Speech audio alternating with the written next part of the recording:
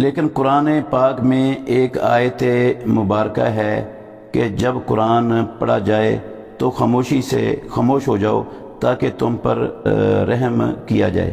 جی بھائی جان، یہ سورہ اعراف کی آخری آیات میں سے ایک آیت ہے، اذا قرئ القرآن فاستمعوا له وانصتوا لعلکم ترحمون۔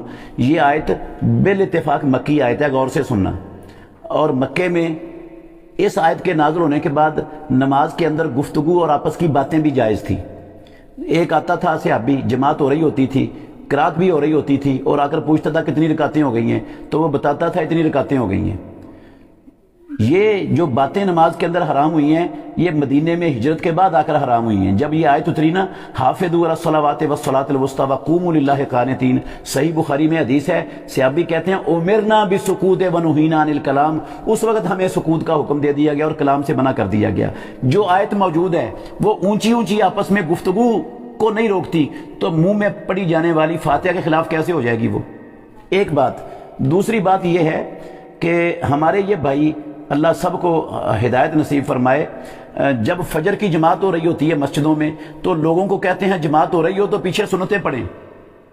تو اب یہ پیچھے جو سنتیں پڑھائی جا رہی ہیں، اس وقت امام قرات کر رہا ہے کہ نہیں، قرآن پڑھا جا رہا ہے کہ نہیں پڑھا جا رہا، اس وقت یہ آیت کہاں گئی ہوتی ہے؟ تیسری بات یہ ہے کہ یہ آیت جو ہے نا منہ میں فاتحہ پڑھنے کے خلاف ہے ہی نہیں۔ اس لیے نہیں ہے کہ رسول اللہ صلی اللہ علیہ وسلم نے فرمایا جب امام خطبہ دے رہا ہو جمعے کا تو خاموشی سے سنو اور چپ رہو۔ اور ایک صحابی آتا ہے، آ کر بیٹھ جاتا ہے، صحیح بخاری میں حدیث ہے، آپ صلی اللہ علیہ وسلم نے اس کو کہا 2 رکعتیں پڑھی ہیں؟ اس نے کہا نہیں۔ آپ نے فرمایا قم فصلی رکعتین، اور آپ نے مطلق حکم دے دیا کہ جب تم میں سے کوئی آئے تو 2 رکعتیں پڑھ کے بیٹھے مسجد میں، اور ان کو مختصر کرے اگر امام خطبہ دے رہا ہو تو۔ اب خطبے میں خاموشی کا بھی حکم ہے، لیکن رسول اللہ صلی اللہ علیہ وسلم اس کو نماز پڑھنے کا بھی حکم دے رہے ہیں۔ تو اگر یہ نماز پڑھنا، نماز میں اس نے فاتحہ بھی پڑھنی ہے، باقی چیزیں بھی پڑھنی ہیں، اگر یہ خاموشی کے خلاف ہوتی تو کبھی بھی اللہ کے نبی اس کو حکم نہ دیتے۔ تو یہ آیت، اس کو سورہ فاتحہ نہ پڑھنے کی دلیل بنانا، یہ تحریف ہے آیت کی۔